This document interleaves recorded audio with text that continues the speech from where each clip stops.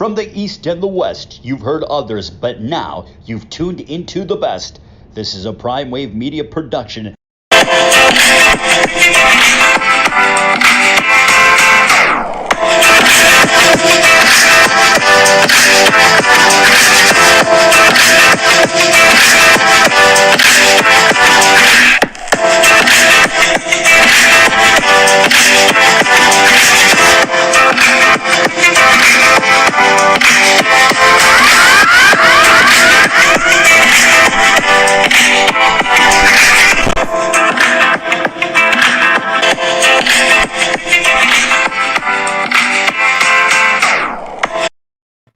What's up, world? It's the one and only Pop DB CFB PrimeTime Capper, and it is time for the premier sports betting show, the Primetime Angles Live. I'm feeling good. I'm feeling great. I hope you are feeling the same. It is Monday, December 13th. We are 12 days away from Christmas, so you know that all the fun stuff starts, all the holiday shopping starting, and all that good stuff. Well, I know it's been started, but it looks like this is when the big mass amount of people who need to get somebody a gift is going to be out and about trying to get their people situated. So you know how it goes.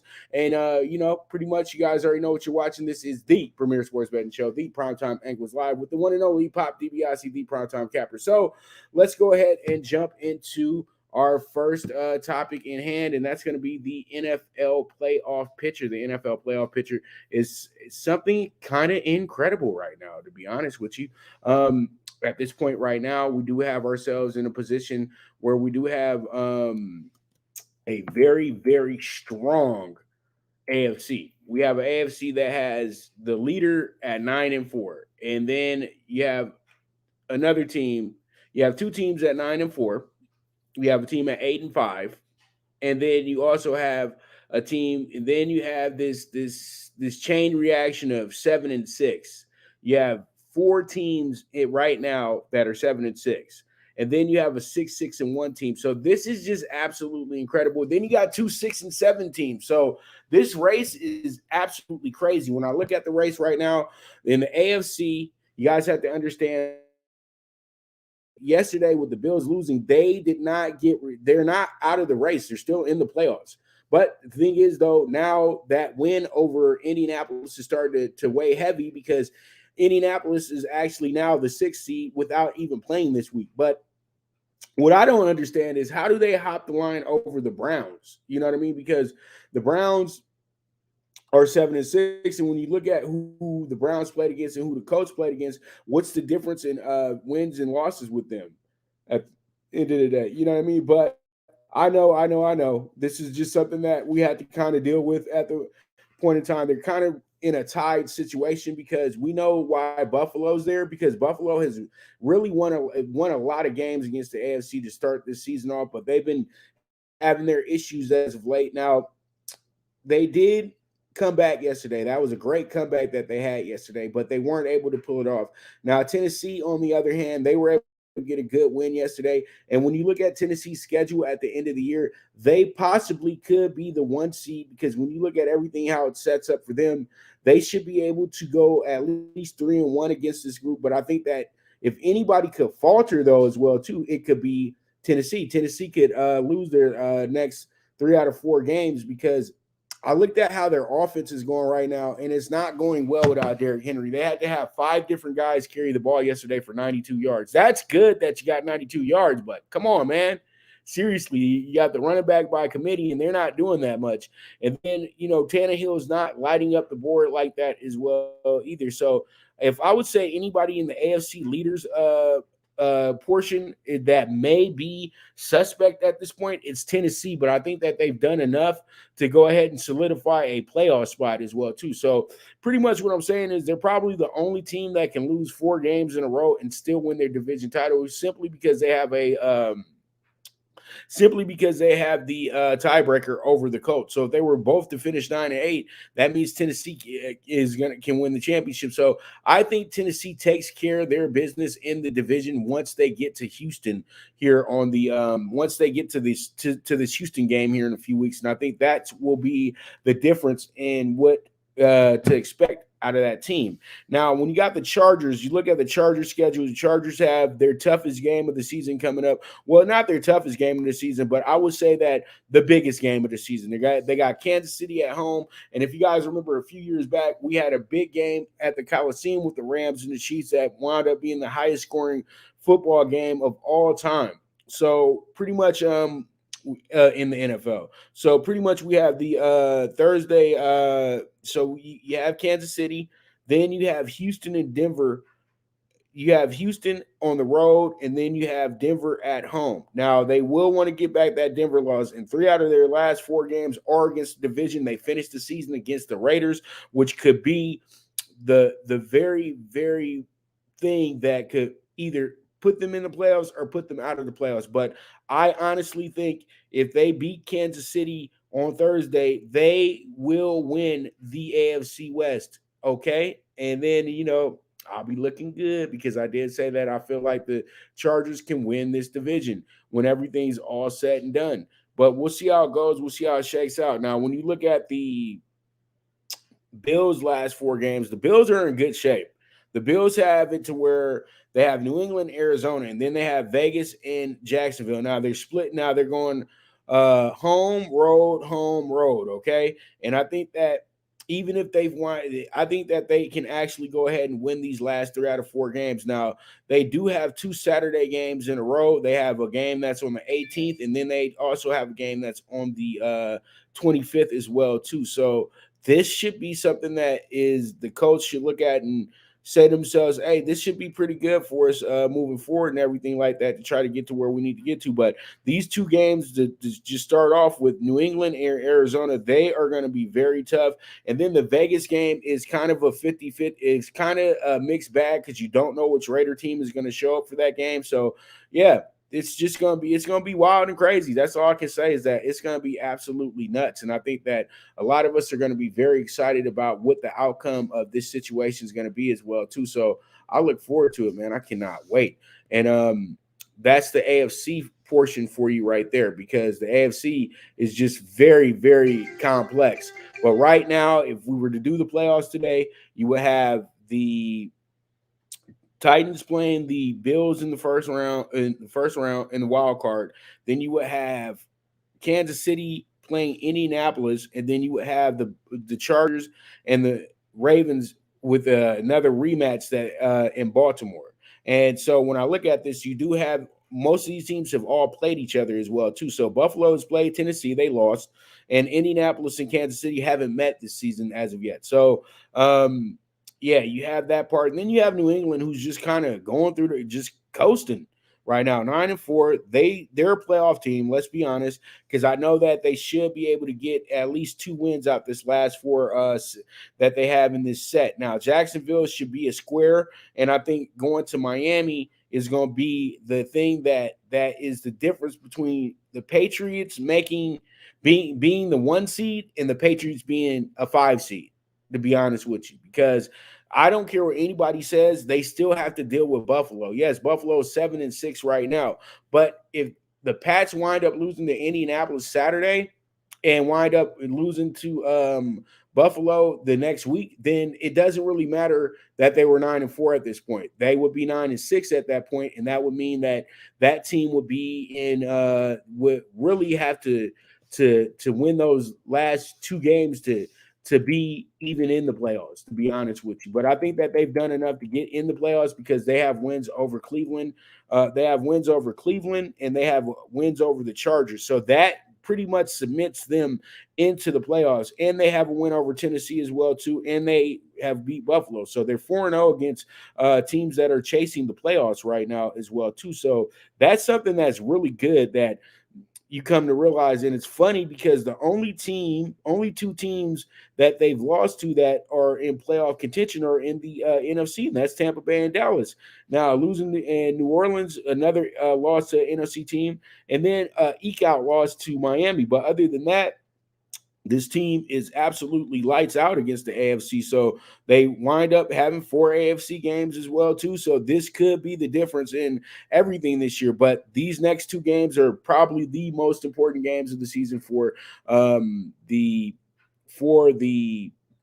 Patriots. And then I look at the Ravens. The Ravens are going to have themselves a tough situation here. They got Green Bay this week. They got Cincinnati the next week. Then they got the Rams. Then they got Pittsburgh. And there's a possibility that Lamar is going to miss some action as well too. They're saying that he should be a go for Green Bay, but I don't know, man. You cannot have this guy who not be fast. You know what I mean? Because if he's not moving around, then this team is a very, very stagnant offense. But at the end of the day, I say this: do not sleep on Tyler Huntley. Tyler Huntley was able to provide 19 points, was able to provide 16 points from his side with the, pretty much he was able to get 3 touchdowns scored for his team moving forward and everything like that. So that wound up working out pretty good for the because they scored 16 unanswered, and it was worked out, and that was very good for this team. You know what I mean? It was 24-6, and wound up being it was 24-6. They wound up losing the game 22-24. So I think everybody kind of is all overthinking this thing. They have a quarterback that has the same exact skill set as Lamar. He's not as potent as Lamar, but he could probably get the job done in at least 2 of these games right here. But they probably have the toughest group of them all because they're going against 4 teams that could possibly be in the playoffs. Now, Pittsburgh is in the same boat because Pittsburgh has 2 divisional games in this group, but then they line it up with Tennessee and Kansas City. So that's going to be tough, but Tennessee might be the one that they get here. And then the Browns game is going to be the one that really determines on which one of those teams are going to even have an opportunity the final week of the season to make it to the playoffs. But all in all, winning out is everybody's best option here in the AFC. Now, let's look at the NFC just real quick. We have Arizona 10-2, and then you have Green Bay 10-3, and Tampa Bay 10-3. Now, Dallas is 9-4. You have the Rams 8-4, and San Francisco with the monster win yesterday are 7-6. But they wouldn't have been out the playoffs though either, because the thing is that would have helped Minnesota. I'm sorry, that would have helped Minnesota jump the line here when I look at the numbers and everything like that. So that win for San Francisco was huge yesterday because they didn't want to get back into that pile. Now, Washington, on the other hand, is still here with the 6-7, but Washington, we know why Washington's here. Washington got a good win over Carolina this year, so that's where they went at. And then they got some good wins as well too over Tampa Bay. That keeps them in the party because that's who they beat. They beat good teams to be here. So pretty much you have Washington here, you have Minnesota on the outside looking in, and you have Philadelphia, Atlanta, New Orleans all 6-7, and then you have Carolina and Seattle both at 5-8. Now, to me, the wild card in this situation that can run the table and steal that final spot is Seattle, but they got a tough one against LA in LA. Then they draw Chicago and Detroit in Seattle. They finished the season with Arizona. If they can win, they are a capable team of winning out and going 9-8. But they had to win these 2 divisional games first. Now they got 2 wins over the 49ers this year, and they got 2 losses but their 2 losses in the division come to the Rams and the Cardinals, and both those games were in Seattle. So now they have to go on the road and try to get a big monster wins on both of these teams' fields. But, with the way that we're chasing spots right now, anything is possible. Then you have Green Bay, who is now playing against they're going to be kind of AFC heavy on top. These last 4, they got the Ravens. They play the Ravens on the road. Then they have the Browns at home, and then they get Minnesota at home, and then they end up with Detroit at the end of the year. Now, Dallas, on the other hand, Dallas comes into this one, their last 4 of the season. They're playing 3 out of 4 divisional games. They line it up with New York, in Jersey. Then they have back-to-back home games to finish out the home schedule this year, to finish out the home regular season with Washington and Arizona, then finish up with Philadelphia. I honestly think that the Cowboys either go 4-0 or 3-1 to close the season out, to be honest with you. And that it don't matter how they finish the game, they'll wind up finishing the game and winning the game. All right, so the Rams, you have the Rams in their big game tonight against Arizona. Then, as I said before, they get Seattle. Then they get back-to-back back-to-back road games against Minnesota and Baltimore, and finish the season in LA versus the arch rival San Francisco. So I think that game will be more of a game that possibly will probably be about seeding and everything like that. So that game will be important. But when I look at the Rams schedule, most likely they finish up this thing 3-2. They finish up 3-2. They're 11-7 on the year. So they would be fine. They would be 11-6 on the year. So that would be warned enough to get them into the playoffs. I think San Francisco, when I look at their schedule, San Francisco is a 10-7 team. Let's be honest.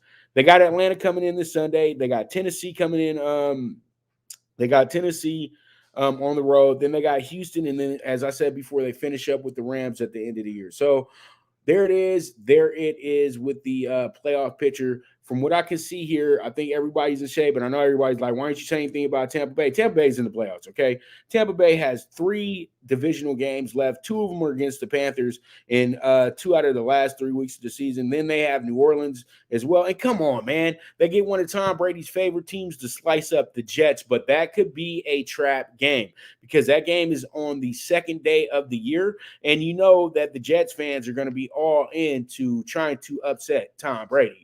And I think that, honestly, that right now, if we put everything together, Tampa Bay probably winds up being the number 1 seed in the NFC if everything works out the way that their schedule is setting up. But this game, their toughest game in this group is going to be against New Orleans because New Orleans still has life.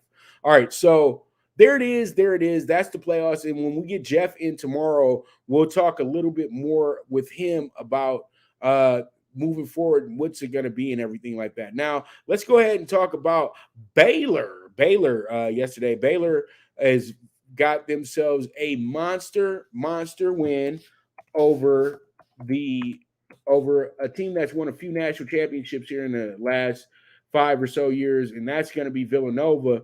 And they absolutely crushed Villanova. I really did not see that one coming, but they left Villanova at 36 points yesterday. That was absolutely incredible to me that Baylor was able to shut that team down the way that they shut them down. And Baylor's just showing that, that don't disrespect us because this team won the national championship last year. They weren't a runner-up. They weren't any of that. But when we get to the start of the season, what do? They still are babying and being in love with Gonzaga. Gonzaga has not earned the right to keep coming back as a number 1 team in the nation. They don't play anybody, but they did. But I think they were set them up as the number 1 team in the nation because how their schedule worked. Because they did play against UCLA. They played against Texas. They played against Duke. So they played against the right teams to warrant the fact to be number 1. But at the end of the day, you just do not overlook a team that won by almost 30 points with the national championship. They beat a good Michigan State team by 17. They beat Stanford by 38 points. Come on, this team against the Power 5, they are absolutely shredding teams. But I do understand when I see Incarnate Word and Nicholas State and Central Arkansas and Arkansas Pine Bluff, this is where you say, okay, I can't make you be the number 1 team in the nation because your 9 wins are going to be you're going to get 6 wins out these first 9 games, to be honest with you. You know what I mean? Because you played against 4 inferior teams. Then you played against 2 Pac-12 teams that are on the up and up. They're on a rebuild year. VCU could possibly be the best team on this schedule other than Michigan State and Villanova that they played. And VCU actually did give them a game. Losing the game 69-61. But all in all, when I look at Baylor's month, the rest of the month for Baylor, they got Alcorn State and Northwestern State, but they do get themselves a good challenge when they have to go to Ames and go against the Iowa State Cyclones on the road, and they are the number 11 team in the nation right now. So most likely they'll probably be higher than that once we get to that point. We'll see how it goes. And Oklahoma, who's just coming off a good win over Arkansas, they'll be in this as well too. They'll be the opponent, their first home opponent on the 4th of January. So I'm just looking at the first week in the Big 12 and seeing if there's any upset there. They got TCU on the road. That's the one that they might have to tell themselves that you cannot overlook this game because that's the one that will get them in trouble, okay? And then you got Texas Tech, number 25 on Tuesday, on the 11th, and then you have Oklahoma State on the 15th on a Saturday. Those are back-to-back home games as well, too. So that's their first 5 games in conference. I think that we can pretty much bank that this team will be 16-0 by the time they have to go to West Virginia and Oklahoma on back-to-back road games. And then they wind up having themselves then they have the SEC Big 12 Challenge game against Alabama on the 29th. And then their Kansas games are later in the year, which is perfect. They got Kansas. They don't play Kansas until February, and Texas as well, too. So this is going to be fun, man. Baylor is going to be getting really challenged week in and week out. So we're going to see how this goes, see how it shakes out. But all in all, I love the way that this is going. And, man, it is what it is at the end of the day. So pretty much Baylor Hoops, now number 1 in the nation. Why did it take so long? I'll tell you this. It's because the way that they scheduled, and they did play in a preseason tournament that they did win as well, too. But they played against teams that were not really that good in that group. You know what I mean? When moving forward at this point in time, they'll probably be better once they get into conference play and everybody gets to know each other a little bit better. But at this point in time, the teams weren't good. So Baylor got them at the right moment. But nobody has been more dominant than Baylor this season as well, too, because they just picked up where they left off last season. So let's go ahead, move along, and let's go ahead and get into our next topic in hand, and that's going to be the Monday night football preview. And what we have with the Monday night football preview, we have the Rams and the Cardinals going at it in the desert over at the Pretty Stadium in Glendale. And, you know, Glendale, that was the greatest thing that ever happened to the Arizona Cardinals was them going to them getting their own stadium, getting to move out of Tempe, where they used to play over at Frank Cush Field over where Arizona State plays at. So they moved out of Tempe, found themselves, and it took a while because they came to Arizona with the intentions that they would have a new stadium. By the time they got there, it took them 20 years to get that stadium over in Glendale. Took about 15 to get that stadium over in Glendale, but they had to get the spot. They had to get the taxpayer money and all that good stuff. And you know what? They had a mediocre product for a long time. So who wanted to go ahead and invest in the stadium with this team? You know what I mean? If you ain't making no money. So pretty much that's just a little side story. But today's Cardinals are much different.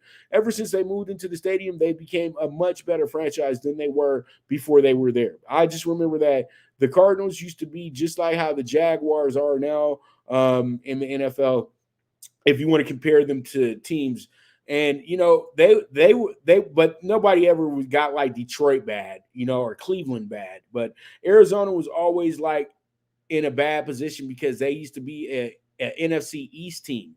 So they would get, and at that point in time, especially in the early 90s, the NFC East was beyond stacked. You know what I mean? Like the Giants were good, the Redskins were good, the Eagles were good, the Cowboys were good, and the Cardinals used to just be kind of everybody's homecoming game in a sense. So, or you know, they're you know your square game. So pretty much you have a Rams team. You know, Rams, they got a beautiful stadium too now, and that has made them look much better because I know growing up as a kid, watching them in Anaheim used to be the absolute worst. That team was absolutely pathetic, to be honest with you.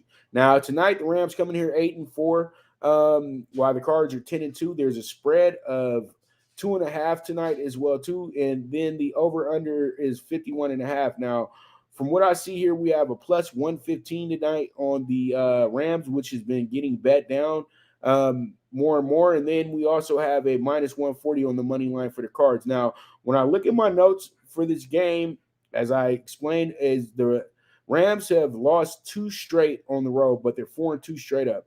They're 2-4 against the spread, and they're split when it comes to the over and under on the road in the 6 games they played. Now, against the division, they played 3 games, and they're 1-2 against the division, and they with losses to the Cardinals in Los Angeles in week 4, and then also losing to the 49ers as well, too, on Monday Night Football a few weeks back. So they're 1-2 against the spread straight up in the division, and then they've also went under in 2 out of those 3 games as well, too. So pretty much the Rams are coming in here trying to get to 500 in the division and get a little bit closer to maybe stealing this NFC West title as well too. Now you have the Cardinals, who are 3-2 straight up at home, and they lost 2 straight at home as well too, and they're only averaging 16 points at this point. And while the Rams are allowing 33 points per game in their last 2 road games. So, both these teams got to step it up, because the Rams have given up 77 points in their last 2 games, and 36 to Green Bay, 31 to San Francisco. Now, the Cardinals are 2-3 against the spread at home, and also they went under in 3 out of the 5 games at home as well too. Now, versus the division, they're 4-0 against the spread and straight up, and they're split when it comes to the over and under. So pretty much, as I said before, me and Jeff already talked about this on the show. I love the Rams tonight. The Rams need this game way more than the Cardinals do. The Cardinals do have a little bit of breathing room right now, but the Cardinals would be knocked out of the first place spot as well too in the NFC playoffs if they are to lose tonight, because that would go to Green Bay now, because Green Bay has the tiebreaker over Arizona. So there you go in that regard. But all in all, though, I think that this winds up being one of the best games of the week this week. And I think after the way we finished up the day yesterday with two of the last games going to overtime, and then the Bears coming out and making the Packers work a bit yesterday, man, I'm telling you tonight, expect big things happening in this one tonight for sure. So pretty much with that, we're going to go ahead and take a quick commercial break. When I get back, we're going to get into the bowl preview for the Saturday games coming up. And so pretty much you guys stay tuned. This is the premier sports betting show, the Primetime Angles Live, with the one and only Pop DiBiase, the Primetime Capper.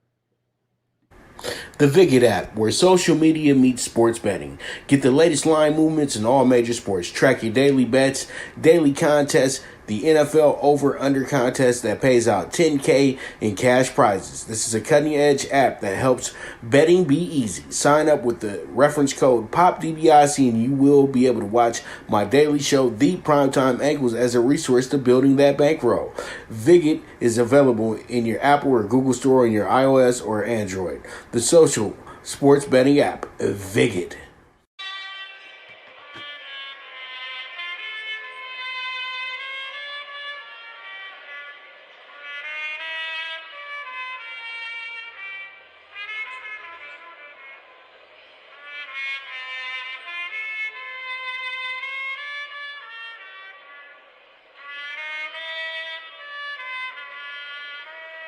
From the East and the West, you've heard others, but now you've tuned into the best. This is a Prime Wave Media production.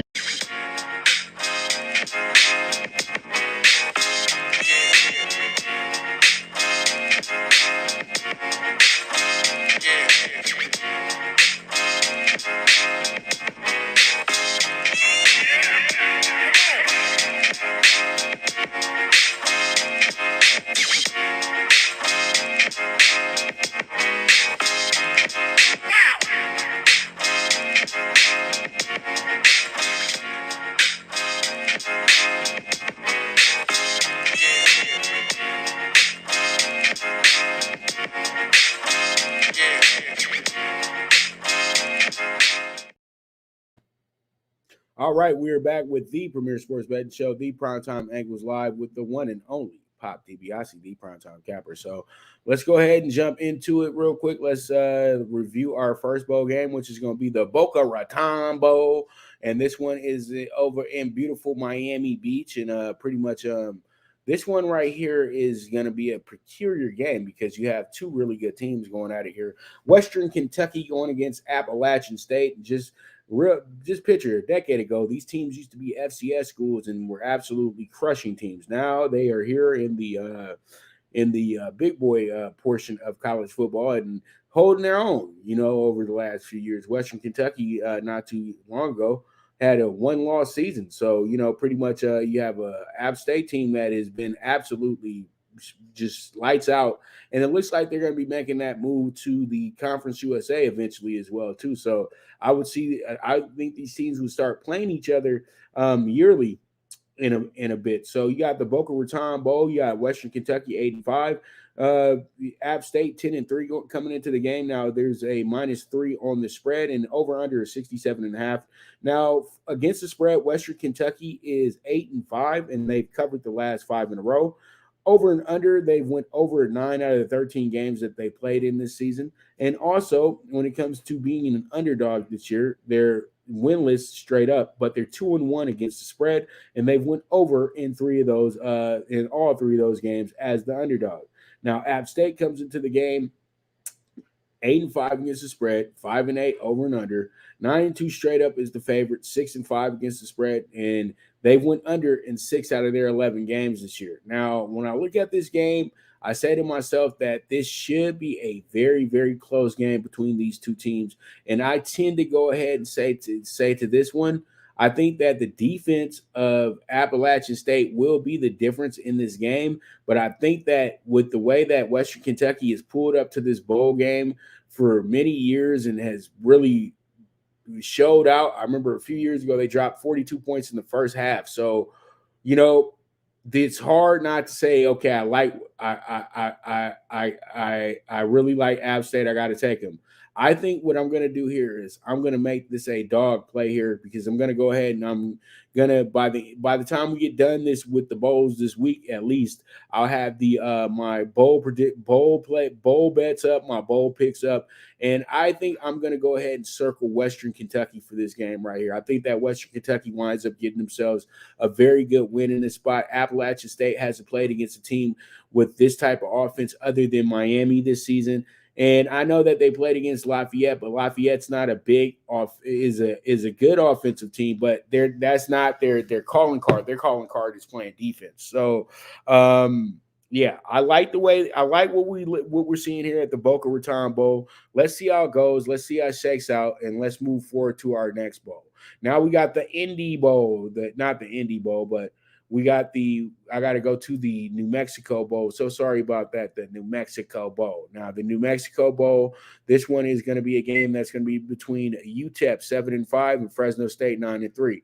Now, UTEP has been to this game a few times, but this is always the game that's between the Conference USA and the Mountain West. And the Mountain West has been the more dominant team in this series the last few games. Like some of these games just get really out of hand when it comes to to the New Mexico Bowl. Now, Fresno State's quarterback did enter the transfer portal as well too. So when I look at their numbers, though, I say to myself, though, that the numbers make a lot of sense to where you see why Fresno State's an 11.5-point favorite in this game. You have a UTEP team that is 8-4 against the spread. They've went over in 7 out of their 12 games, but as an underdog, they're 2-4 straight up, 3-3 against the spread, and they're even when it comes to the over and under. Now, Fresno State 8-4 against the spread. They've went under in 7 out of their 12 games. They're 8-2 straight up as the favorite, 6-4 against the spread, and they went under in 6 out of their 10 games. This is an easy call for me. I think Fresno State, with the way that they dominated the last 3 weeks of the season after a very bad loss against Utah State, they've came back and they've played really good football.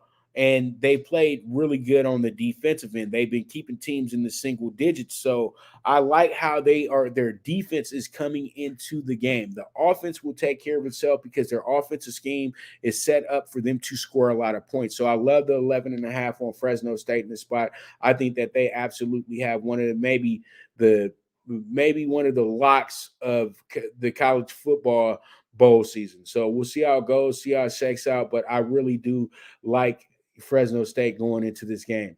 All right, so we move on and let's go ahead and jump into the Indy Bowl. And then in the Indy Bowl, we have ourselves the Independence Bowl. We have ourselves UAB 8-4 going against BYU 10-2.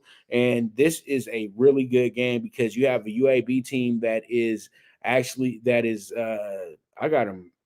Okay, 7-5 or 8-4. What's the record? Let's make sure we have it here right. Because I swore that they were 7-5.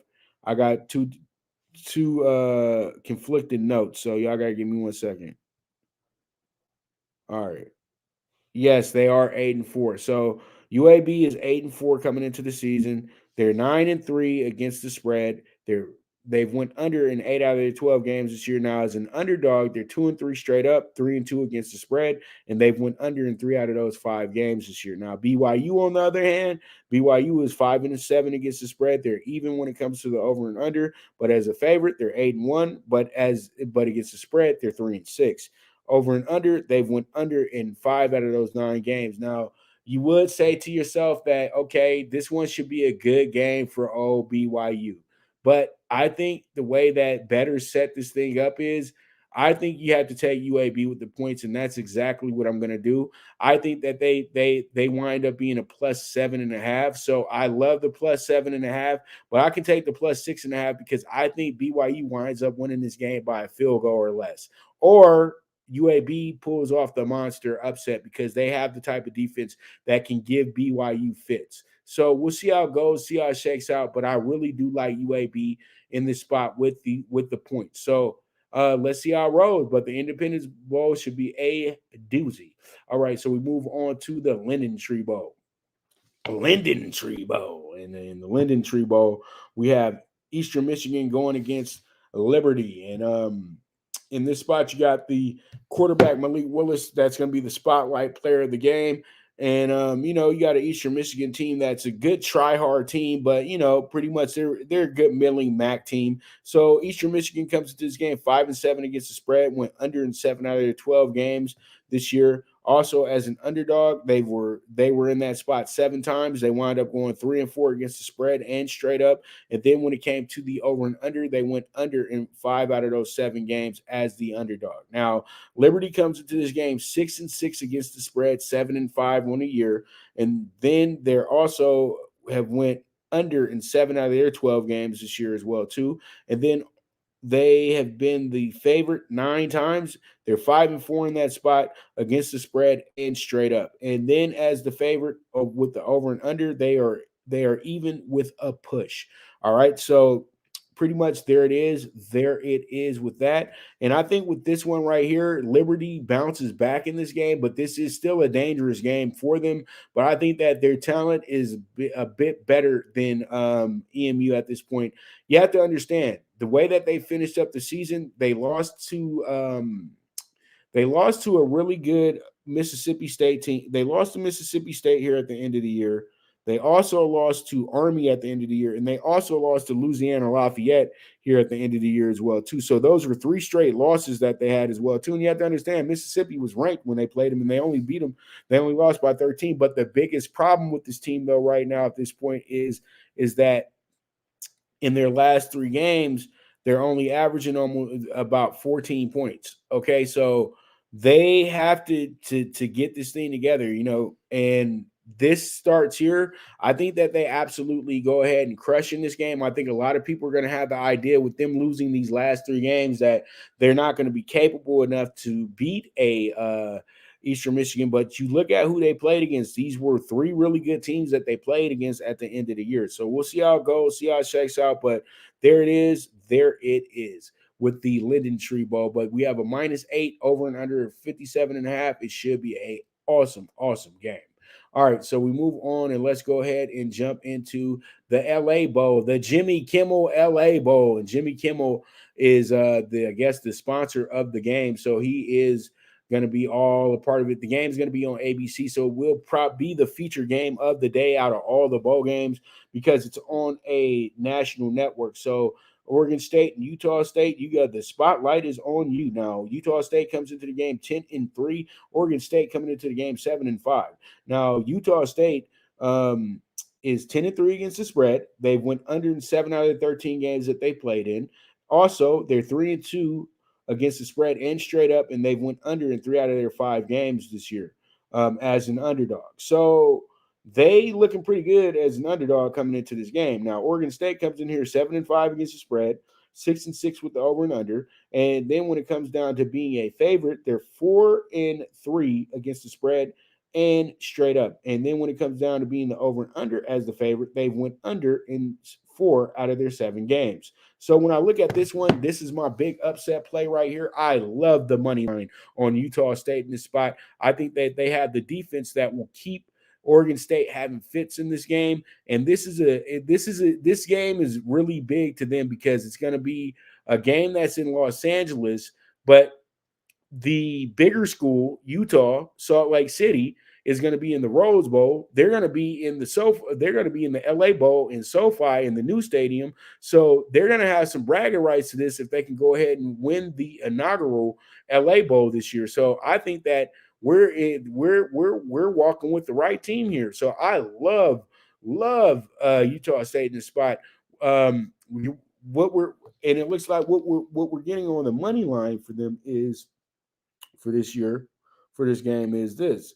We're getting plus 240 on the money line. I love it. So we're going to go ahead and we book them down as one of our doggy dog bets, one of our live dogs that can go ahead and win the game. So I like how this is going. I didn't like the way that Oregon State finished up the season. So we'll see how it goes, see how it shakes out. But the LA Bowl, it should be an epic one.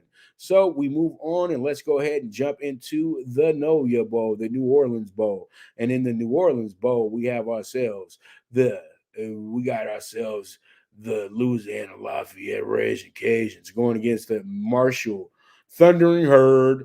And what do we have here?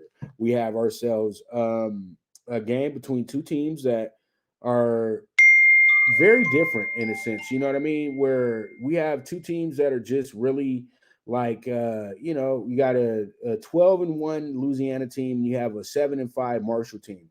Louisiana has been absolutely dominant literally all season. They've been able to just step it up big time in many games this year as well too. So when I look at their numbers, they're 6-7 against the spread. No surprise there. And then they've went under in 10 out of the 13 games they played in. They've played 9 games as a favorite. They're 9-0 as a favorite. They're 3-6 against the spread, and they've went under in 7 out of the 9 games as the favorite. Now, Marshall comes in here. They're more of a tough, hardened team. They're 5-7 against the spread.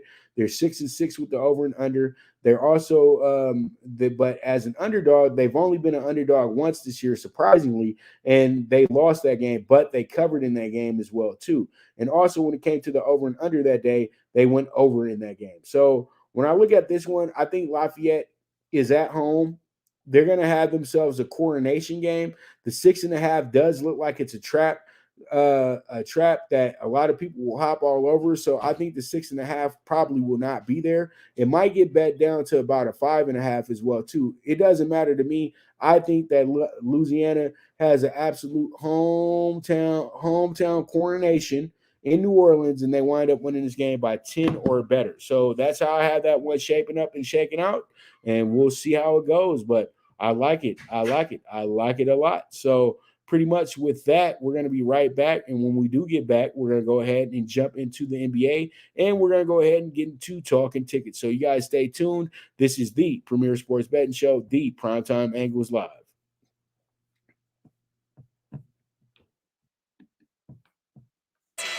Now you and your friends can compete in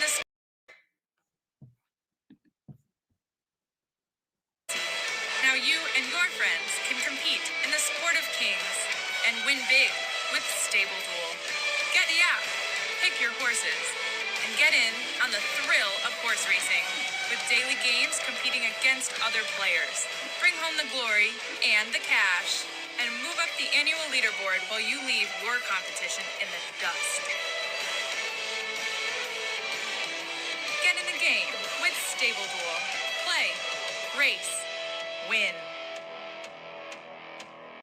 Good News Only Racing Club, led by the legendary Doug O'Neill, the trainer of 2 Kentucky Derby winners and I'll Have Another and Nyquist. Also trained 2-time Breeders' Cup champ Golden Sense, who are just a part of a long list of thoroughbred champions trained by Doug O'Neill. The Good News Only Racing Club has a young core of horses to look out for in Dennis's Celery, Irish Heatwave, and Notre Dame, just to name a few. Win the day every day with the Good News Only Racing Club, a proud sponsor of the NFL Bet Exchange.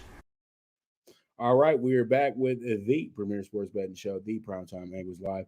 And let's go ahead and jump into our first game that I have in store for us tonight. That's going to be the Bucks and the Celtics tonight. And the Bucks and the Celtics, Bucks coming into this game 18-10 on the season, and the Celtics coming in here 13-14. Celtics playing much better at home than they are on the road. The Celtics had themselves an awful road trip right now as well too. They were on a 5-game road trip and wound up only winning 1 game on that trip as well too. That was against the Blazers, who are in an absolute struggle right now. So, the Celtics are really, really happy to be back home, to be honest with you, because they left Boston with a winning record. Now they have a losing record. So it hasn't been good for this team, dropping their last 4 out of 5 games the way that they did. So, and actually, I'm sorry, they went 1-4 on the road. So pretty much they come into tonight's game looking to get some get back. You got the Bucks, who are playing much better basketball than they did to start the season. They're starting to get into their groove as one of the better teams in the Eastern Conference. Now, I'm only looking at what we've done in December, since this is a matchup that was already played back in November on the 12th of that month. So pretty much the Celtics won that day, winning the game 122-113 in Boston. So when you look at this, you got the Bucks coming in here 5-2 straight up for the month of December. And then also you have the Bucks going 2-5 against the spread in December, and then also you have them going over 4 out of those 7 games that they played in as well too. So the Bucks starting off December on the right foot, coming off of a good win against the Knicks the other day as well too. So they should be ready to roll in this one tonight against the Celtics team that's only 2-4 in the month of December against the spread and straight up, and they are split when it comes to the over and under. Now, when I look at this game, I say to myself, Boston just needs a little bit of clam chowder, a little bit of home cooking. That's all they need tonight, and I think that they wind up getting a nice upset over, well, not an upset, because it's a really a 50-50 bag, and I think that the Celtics are the right play here. I think they wind up getting themselves a good win tonight. So let's see how it goes. Let's see how it shakes out, and we will move forward from there. Now we move on to our next game, and our next game is going to be the Grizzlies and the 76ers. Now, the Grizzlies, one of the better home teams in the NBA right now, going against the Sixers, who are one of the better road teams in the NBA right now as well too. So this is a very good matchup tonight. You have a 15-12 76ers team, a 16-11 Grizzlies team going at it. Grizzlies got a good win the other night at home against the Lakers, but came back around the next night, and things didn't work out too well for them in that spot. Going in that spot against the Mavericks, to be exact. But they did get them. Yeah, I'm sorry. They lost to the Mavericks the game before the Lakers, because they've had their last 3 home games. They've went 2 out of 3 in those games, and they got a good win over the Lakers, and they were able to survive the red hot Rockets that nobody's talking about. But when I look at the numbers for this game, you have a 76ers team that's 5-1 straight up in the month of December. They're 4-2 against the spread. They're 1-4-1 when they went under in 4 out of the 6 games that they played in this month. Also, when it comes down to the spread on the road for this month, they're 3-1. But when it comes down to the over and under, they went under in 2 out of those they went under in 2 out of the 4 games. So literally, they went under more than they went.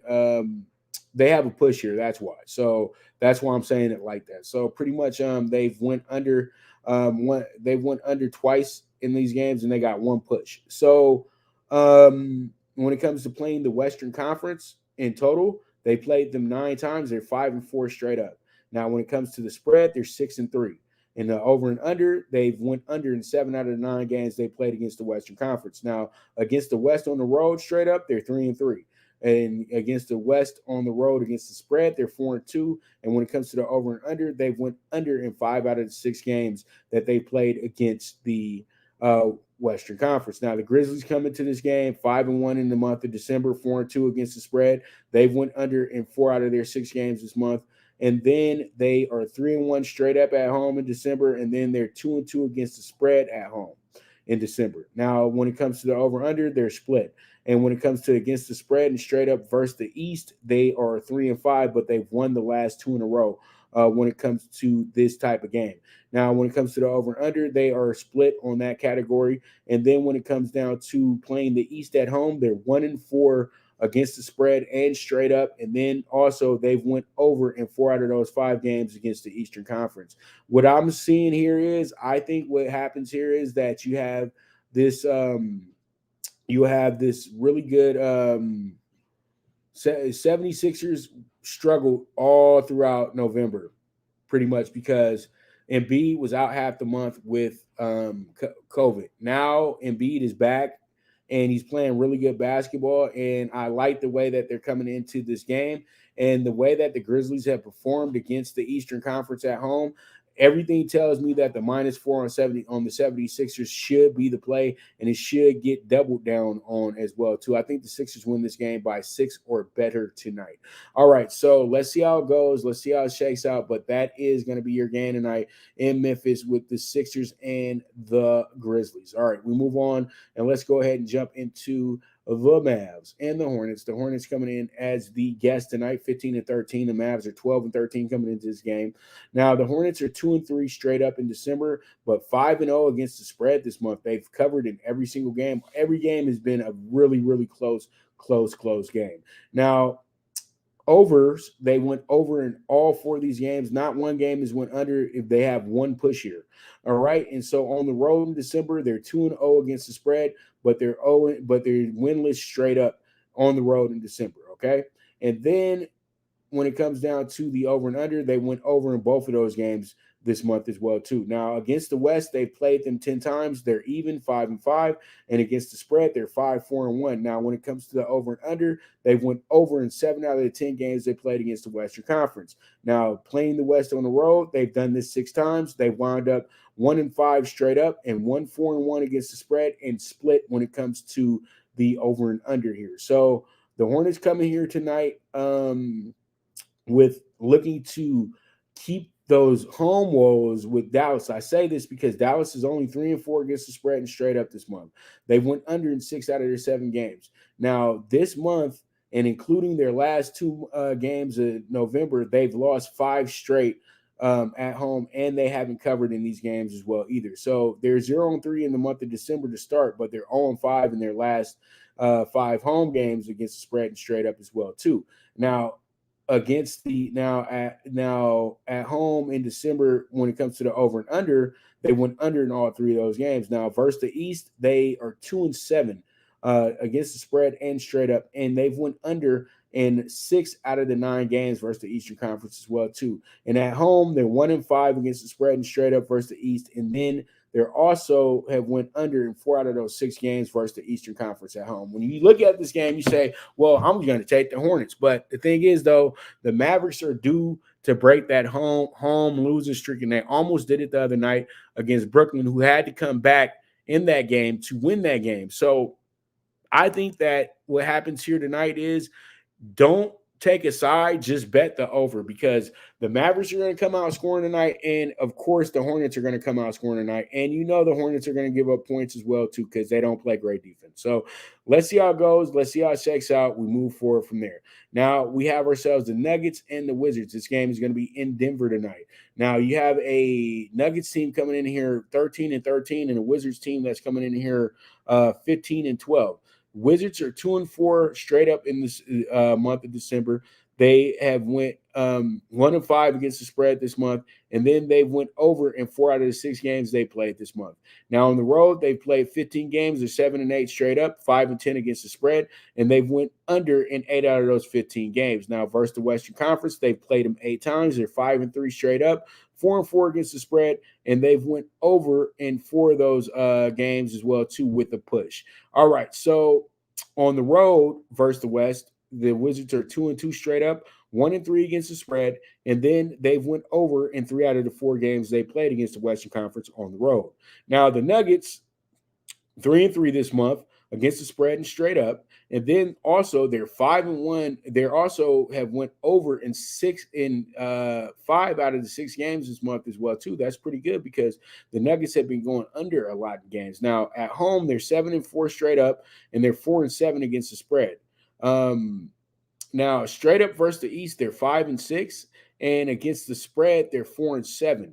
Now, when it comes down to the over and under, they've went over in 6 out of those 11 games versus the Eastern Conference.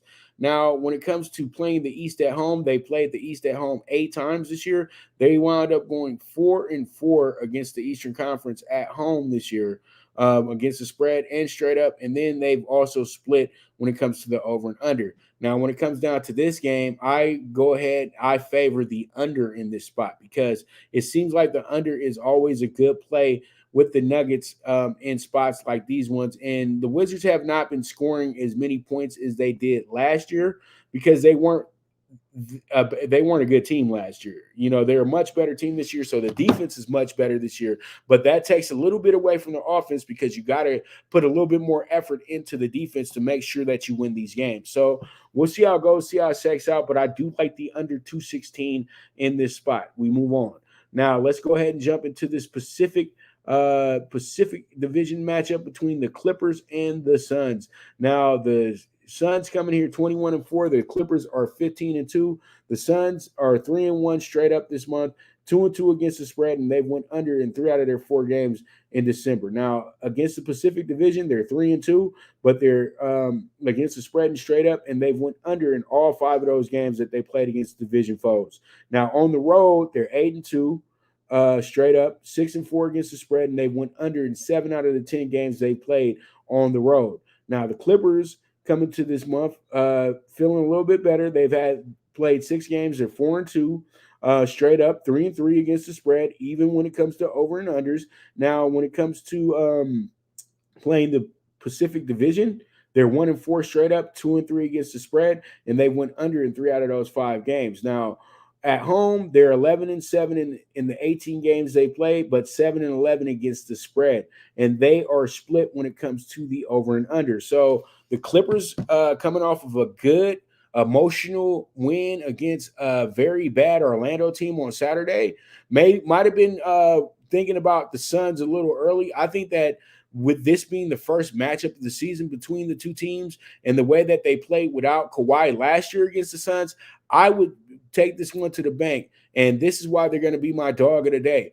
The Clippers at plus 135 should be good money tonight to go ahead and cash a nice ticket for us because this team right here should be able to get a good win because this is going to be a monster over bet on the Suns. And as you guys can see, the line is very low for a reason because the Clippers have a very good shot of beating the Suns tonight, and not just beating them, but like beating them by like 10 or 12. So we'll see how it goes, see how it shakes out. But I do have the Clippers money line tonight with the plus 135 as our dog of the day.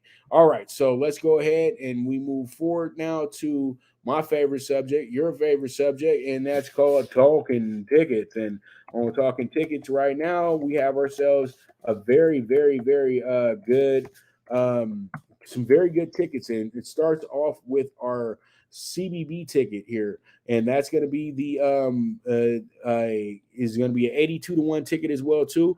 We're going to go ahead and we're going to put Princeton in the group at -6. We're also going to put Radford here in the group at plus 5.5. Also, we have Albany today with the plus 16, and then we're going to go ahead and circle OK State with the minus 12.5, and then we're going to go ahead and tag on Larry Bird's alumni Indiana State with the plus 165, and then we end up with the home dog Columbia with the plus 130 in their game against Sacred Heart tonight. So I like the 82-1. Let's see how it goes. Let's see how it shakes out. College basketball Monday night. And, man, it's always a moody night, too. I just got to give you guys a heads up. But I think that we're in good shape tonight, and hopefully we can go ahead and get this bad boy home. Just know that $20 gets you $1,640, okay? And I'm talking about $1,640, all right? So, you know, don't hesitate. You know, jump on it if you want to. All right, so we move on, and let's go ahead and jump into our next. And this is going to be the NBA Super High Five at 32-1 tonight. We got the Celtics money line plus 100. We got the 76ers with the -4. The over 216.5 with the Hornets and the Mavs tonight. And the under 216 with the Wizards and the Nuggets. And then we end off with the Clippers money line plus 135 tonight to give us a 32-1 ticket. Let's see how it goes. Let's see how it shakes out. And we should have ourselves a very, very fun game tonight. All right, so we move on to our final bets, and these are the Monday Night Football bets for tonight. And in the Monday Night Football bets, we got the Rams money line, as I put out on the show, plus 115. We also have the under 24.5 first half, and also I have the Rams spread in the first quarter. All they have to do is just have the game tied, and we cash the ticket. Okay, and then when it comes down to team total tonight, I think the Cards are under 27.5. They haven't not been able to score. They haven't scored 30 points at home in some time now. Their last two they didn't, okay, because they've lost 2 games in a row, and they've had some really, those games were not good. They scored 21 and I think 16 in the other. So yeah, the Rams defense, I would say, is right on par with both the Green Bay and the Carolina defenses when they got everything rolling. So we'll see how it goes, see how it checks out. But that's going to be our tickets for tonight. And man, oh man, I want to thank you guys so much once again for tuning in today. You guys are the absolute best. And I know that I kind of went over. I was trying to get this show on Instagram and everything today. But what I'm going to do for you guys is I'll make sure that I have those bets up in the story and everything like that. And if I can, I'll try to go ahead and edit this down a little bit so you guys can go ahead and take part in Talkin Tickets as well too. So pretty much there it is for today. I'll be back tomorrow. Jeff will be back tomorrow. He's over at Syracuse today, actually sending me some very good, very dope pictures of Derek Coleman's jersey, the Carrier Dome, and all that good stuff. So we'll have Jeff back tomorrow. And when we have Jeff back tomorrow, we'll really get into the meat of the playoff races. We'll also talk about these college bowl games as well too for the 20th of December. And also we'll get into the NBA as well and talk a little college basketball as well too. So you guys make sure to tune in for that tomorrow. And as I always say, bet with your head, not with your heart. If you got a hunch, bet a bunch. The movement is moving. This is the premier sports betting show, the Primetime Angles Live, with the one and only Pop DiBiase, the Primetime Capper, and I am gone.